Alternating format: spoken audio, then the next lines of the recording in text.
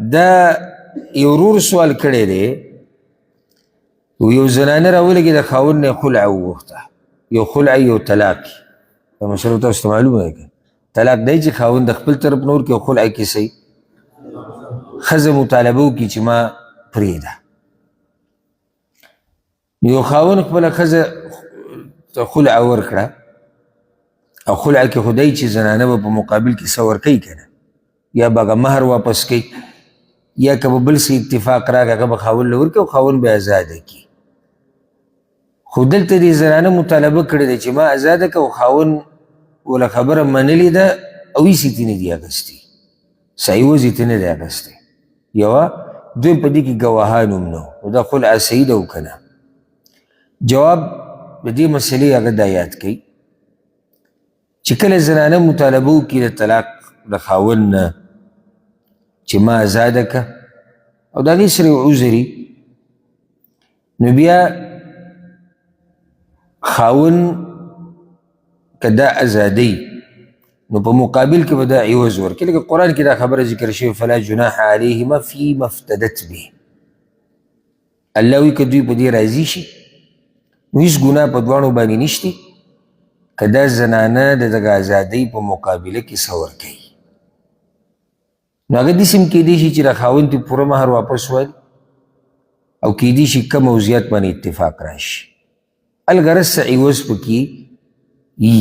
خو دلته د عوض پکې څه نشته خو دې زنانه مطالبه کړې ده هغه وله منلې ده ګواهان پکې نشته او بله مثلا پرېښوده اصل هغه وله مطالبه منلې ده او څه یې ترې اخیستي نه دي که داسې ووایو پته نه دا تعبیر به صحیح و که نه وچ په وچه ازاده کړې ده یا بغیر د څه غوښتو دې مسله کې د علماو په منځ کې اختلاف دی اکثر اهل علم دا وی اکثر وی خلع بغیر د عوض نه نه صحیح کېږي ولې وی قرآن کې الله وی چې فلا جناح علیهما فیما افتدت به الله وی که دا زنانه څه ورکي د خپل ځان د ازادولو دپاره د خاوند نه نو په دواړو څه ګناه نشتي او بعض علما د امت دا وایي چې نه خلع صحیح ده بغیر د عوض نه او زما خپل ځاني والعلم عند الله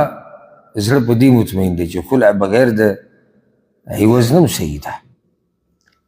وجه د هغې څه ده د دې دوه خبرې یو خبره دا عوض دا څه چې علي دا د خاوند حق دی د خاوند حق دی نو که چېرته دی د خپل حق په خپله پرېږدي نو دې کې څه حرج دی یعنې د هغه حق دی چې او زه دا ښځه ازادوم زما مهر دې ماله راکړي ما چې کوم ورکړی دی بل طرف ته هغه بل وایي چې زه ته هېڅ هم نه غواړم بس د هغه خپل حق دی خپل حق ورته معاف کو نو څوک دې مجبوره کوي چې نه ته به لازم د ده نه عوض لري او دویمه خبر هغه دا ده خلع او طلاق کې فرق دی ګوره طلاق چې کله زنانه له ورکړي که نه اولنی او دویم طلاق نو د عدت تېرېدو پورې به دا ښځه د خاوند په کور کې دا مسلې مو مخکې ذکر کړي او خرچه به پرې څوک کوي خاوند به پرې کوي نو دا د خاوند د دې زنانه حق دی په خاوند باندې خلع کې دا نشتي خلع کې بیا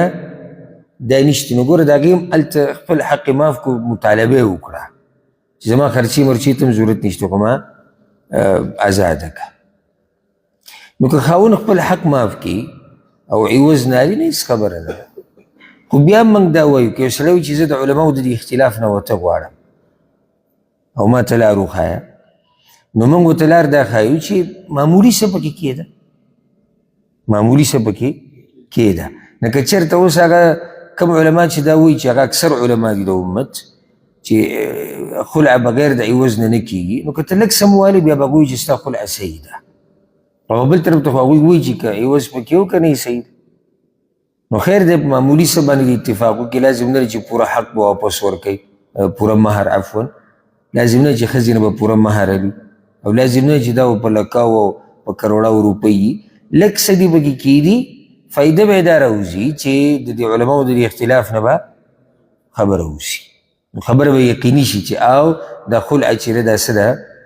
دا صحیح ده دې کې احتیاط ته او د اختلاف نه پکې وته دي. دویمه مسله هغه دا ده چې په خلع باندې ګواهان جوړول دا واجب نه دي. نو که چېرته یو سړی خپله ښځه ازاده کړي او د هغې د خلع مطالبه ومني او په منځ کې ګواهان نه وي نو په دې کې څه حرج نشتی. دا خلع بالکل صحیح ده والله اعلم.